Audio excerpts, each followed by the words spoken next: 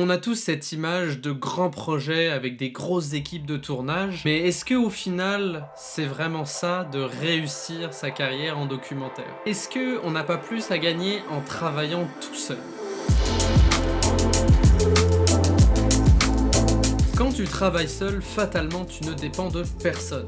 Très souvent, de travailler tout seul, tu travailles plus vite. Il y a ce proverbe qu'on a tous déjà entendu, seul on va vite, à plusieurs on va loin, mais dépendant de ta discipline de travail face à ton projet, de travailler seul peut t'amener tout aussi loin que de travailler en groupe avec potentiellement moins de friction puisque c'est toi qui gères tout. Alors après, évidemment, qu'en gérant tout seul, tu n'es pas le meilleur partout et tu n'es pas spécialisé dans tous les domaines, donc il faudra que tu acceptes et que tu sois à l'aise de vivre avec cette idée-là que, mis à part certaines de tes spécialités, le reste ne sera que les moyennes de ce que tu sais faire. Par exemple, moi je sais que je suis pas trop mauvais caméraman, pas trop mauvais réalisateur, mais au son, je suis une brêle. Comme je suis tout seul à faire mes documentaires, je suis entre guillemets à l'aise avec le fait que mes films sonnent un petit peu moins bien que si jamais j'avais engagé un preneur de son ou une preneuse de son. Vraiment garder ça en tête quand on est un one-man band, c'est vraiment hyper ingrat, puis souvent en plus, je vais vous dire, c'est encore plus ingrat parce que les gens ne sont pas conscients de l'ensemble du travail qui a été fait par une seule et unique personne. Je donne l'exemple de mon prochain film documentaire, Vie de Trail. J'ai été tout seul au tournage tout le long.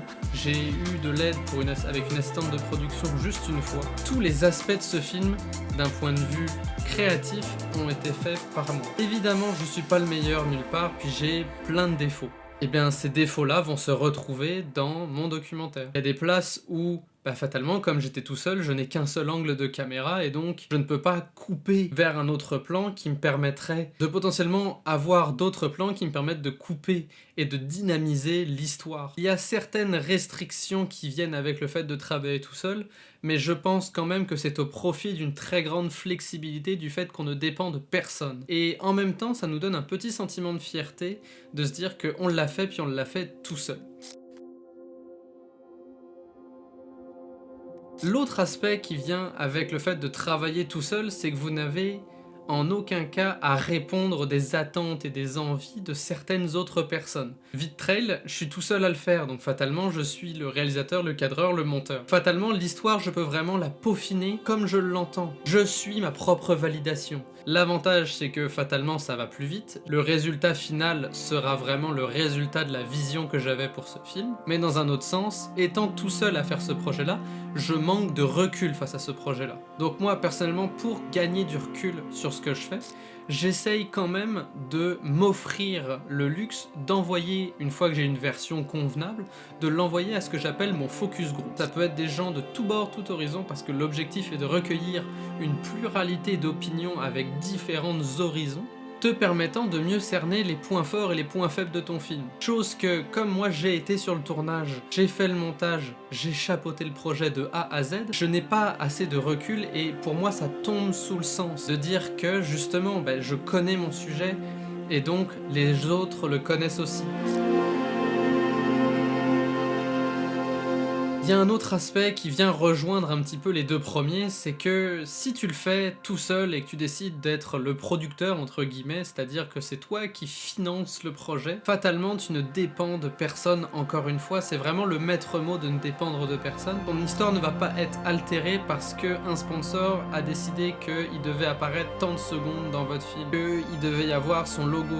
Ce qui fait qu'au final, tu arrives à créer un film qui est à ton image et uniquement à ton image. C'est vraiment extrêmement important de garder ça en tête, c'est que ça a beaucoup d'aspects négatifs de travailler tout seul parce que de faire un film entièrement tout seul, c'est une charge énorme. Pour vous donner un ordre d'idée, Vie de Trail, ça fait un peu plus d'1 an que je travaille dessus, depuis la pré-production à imaginer l'idée, à parler avec mon intervenante pour chapeauter l'idée, faire les tournages, le monter, et ensuite le coloriser. La seule étape que je vais déléguer, c'est le mixage sonore, c'est tout. Mais j'ai un sentiment de fierté. L'autre point qui vient avec le fait d'être tout seul, c'est que fatalement, ça te développe à vitesse grand V tes talents, mais aussi ça vient consolider tes faiblesses. Tu dois te trouver des solutions pour t'aider au final. C'est un cercle. La seule et unique réponse, c'est toi. Moi par exemple, quand j'ai un problème avec la caméra, ok, comment je dois gérer ce problème-là? C'est quoi le problème? Ce qui fait que ça te développe un cerveau et une débrouillardise. Vous n'avez pas idée à quel point tu évolues et tu deviens autonome très rapidement parce que tu te débrouilles tout seul. Et en même temps, ça te permet de créer tes propres victoires. C'est super important ça, surtout dans un métier créatif. On a du mal à quantifier la notion de victoire dans ces univers-là, et donc de justement avoir cette chance de pouvoir s'auto-valider soi-même en disant qu'on l'a fait tout seul, qu'on se débrouille, qu'on a été capable de malgré toutes les embûches finir par réaliser et à mener ce projet de film à bien. Je vous dis même pas le sentiment positif que ça vous crée, et ça vous donne vraiment une confiance en vous hors du commun.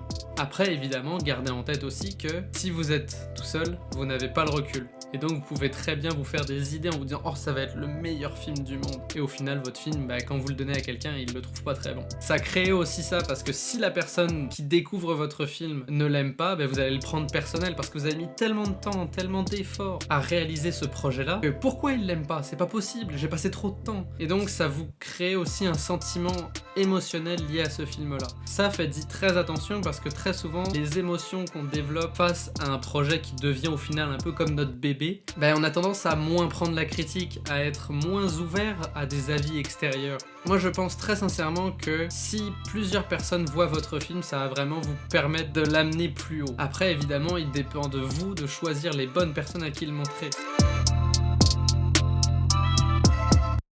Le dernier point que je veux vous donner, quand vous travaillez seul, tu as une idée, tu l'as fait et c'est parti, il n'y a pas de délai. Ce qui fait que vous êtes constamment dans une roue de création et de proactivité qui est hyper bénéfique à votre développement de votre carrière, mais aussi de vos skill sets pour devenir un meilleur réalisateur, un meilleur cadreur, un meilleur preneur de son, peu importe. Et vraiment le fait de ne pas avoir de délai, de dire je veux faire un projet, j'y vais, c'est vraiment hyper grisant parce qu'on a l'impression d'être tout de suite dans l'action et on se sauve de l'aspect ennuyant qui est la pré-production, la recherche de financement. Moi pour vous dire, je commence à peine à essayer de faire financer mes films. Aussitôt que j'ai commencé à essayer de faire financer mes films, j'étais frustré parce que j'aimais ce côté-là où j'ai une idée, je la fais. Et voilà, c'est tout pour cette vidéo, j'espère qu'elle vous aura plu. En tout cas, moi j'ai adoré la faire. Si jamais ça vous a plu, n'hésitez pas à liker et à la partager. Moi je vous dis, faites de bonnes photos, faites de bonnes vidéos. À la prochaine, ciao tout le monde.